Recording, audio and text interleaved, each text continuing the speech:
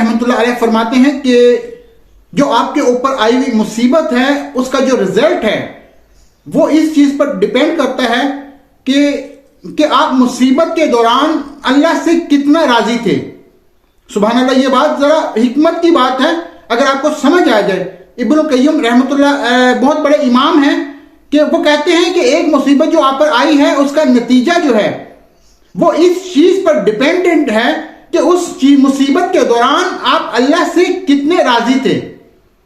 اور وہ کہتے ہیں کہ اگر آپ اللہ تعالیٰ سے راضی رہیں اور صبر کا دامن ہاتھ سے نہ چھوڑیں تو اللہ تعالیٰ آپ کا نام ان لوگوں میں لکھ دیتے ہیں جو صابرین ہیں, جو اللہ تعالیٰ ان لوگوں کے رجسٹر میں لکھنا چاہتا ہے جو اللہ تعالیٰ جن سے اللہ راضی ہو گیا.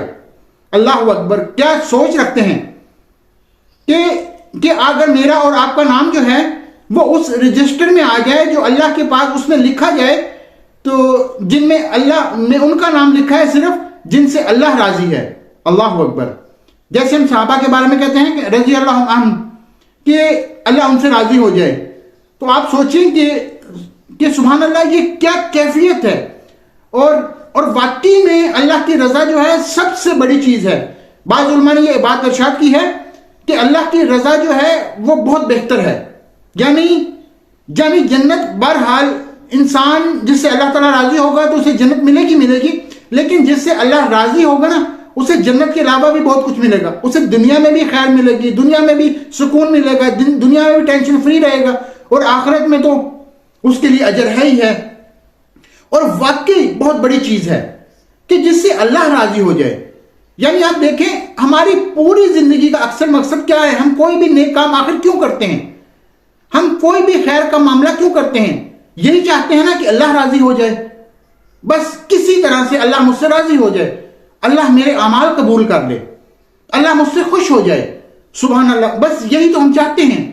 تو ابن القیم رحمۃ اللہ علیہ فرماتے ہیں کہ جو شخص بھی مصیبت کے وقت اللہ سے راضی ہو اور صبر کا دامن ہاتھ سے نہ چھوڑے تو اللہ ایسے شخص کا نام اس رجسٹر میں لکھ دیتے ہیں جس میں تمام ان لوگوں کے نام درج ہیں جن سے اللہ تعالیٰ راضی ہیں.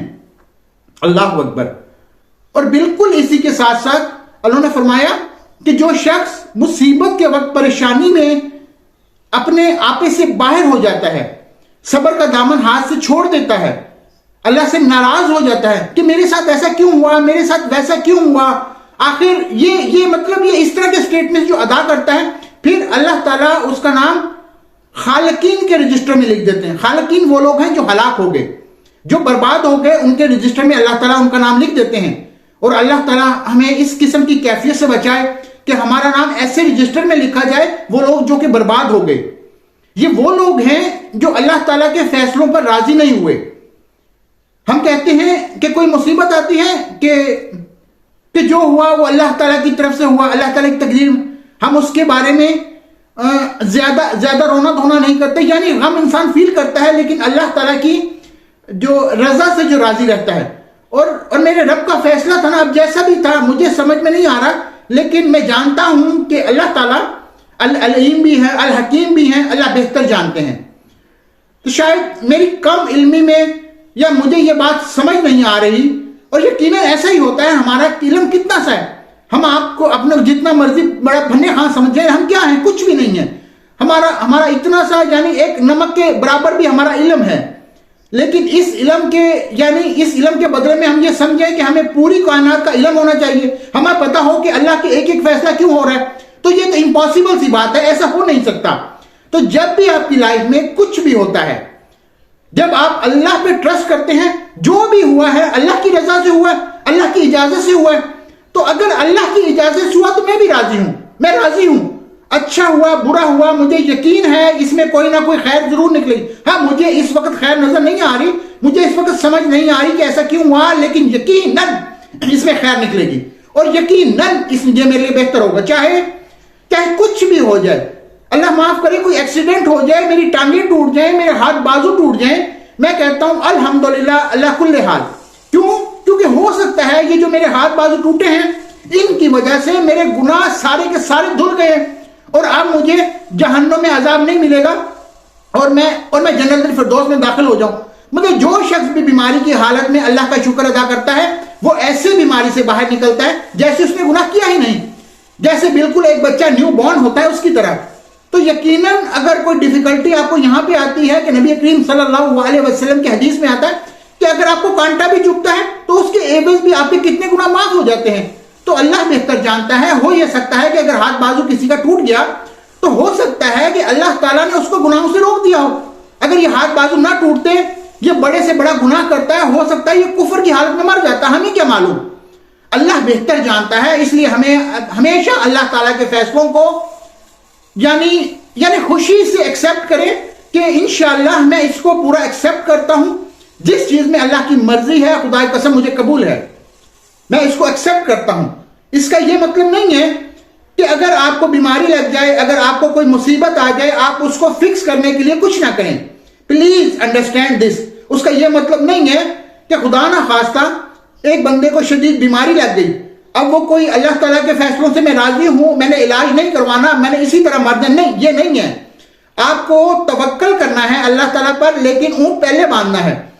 آپ اس کے لیے میڈیکیشن لیں، آپ نے سرجری کرانی ہے آپ ڈاکٹر کروائیں، آپ نے کچھ بھی کروانا ہے پروسیجر تو پوری اپنی استطاعت کے مطابق ٹریٹمنٹ کروائیں، لیکن اس پروسیس کے تھرو صبر صبر صبر، اس پروسیس کے تھرو صبر اور اللہ تعالیٰ کے فیصلوں پر راضی رہیں کہ جو بھی بیماری النس جو بھی پرابلم میرے اوپر آئی ہے میں اس سے راضی ہوں، کوئی مسئلہ نہیں، انشاءاللہ میں علاج کروا رہا ہوں، اللہ تعالیٰ ٹھیک ہو گیا الحمدللہ، نہیں ہوتا ثم الحمدللہ، اللہ تعالیٰ بہتر جانتے ہیں، لیکن میں نے کوشش ضرور کرنی ہے، کیونکہ اپنے اینڈ کے اوپر آپ پوری کوشش کریں کہ آپ نے جتنا آپ کے بس میں ہے، اللہ تعالیٰ یہ تو نہیں کہہ رہے کہ آپ اپنے بس سے باہر چلے جائیں، یعنی اللہ تعالیٰ فرماتے ہیں کہ آپ اپنی کیپیسٹی کے اندر رہتے ہوئے جو اینڈ تک آپ کر سکتے ہو وہ ضرور کرو۔ کوشش کرنا ہمارا کام ہے، حرکت کرنا ہمارا کام ہے، بلکہ اس میں برکت اللہ ڈال دیں گے۔